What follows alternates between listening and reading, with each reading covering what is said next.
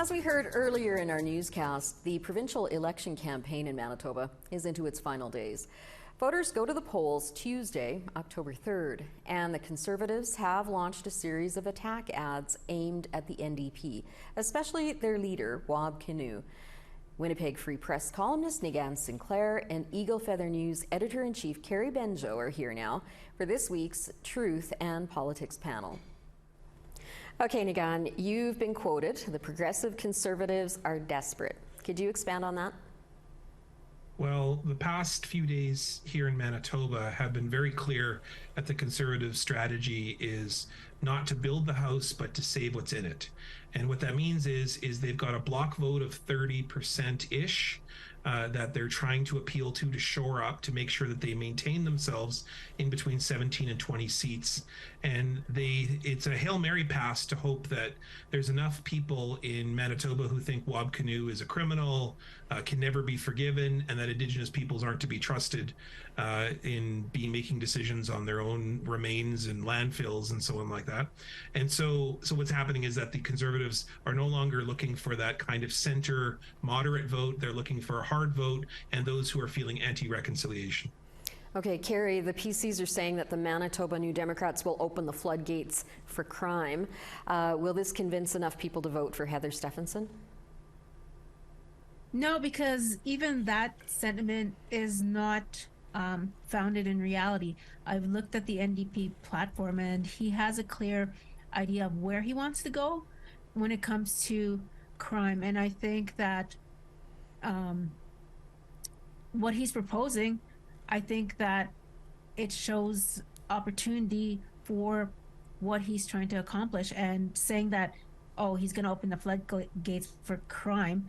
I think that's just another grasp to say that he doesn't have the abilities to do what needs to be done. Right.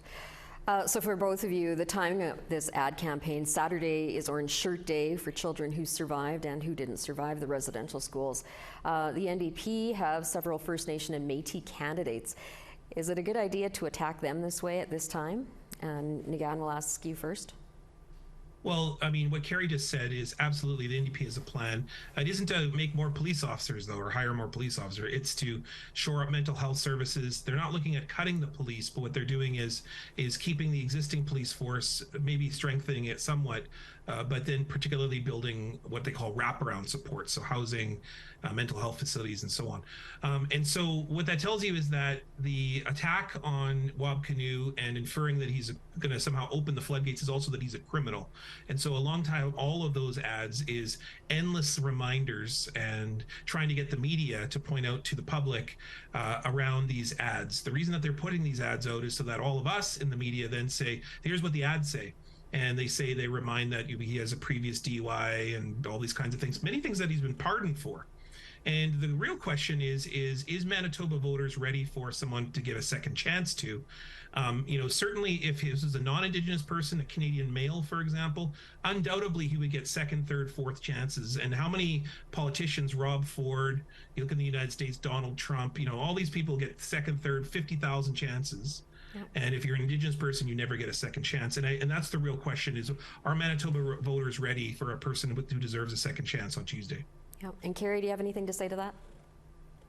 Just going off what Nigan said, as for Orange Shirt Day, I think this really just highlights where the party stands when it comes to Indigenous people, and I think it's just showing voters who they're voting for if they do vote for that party.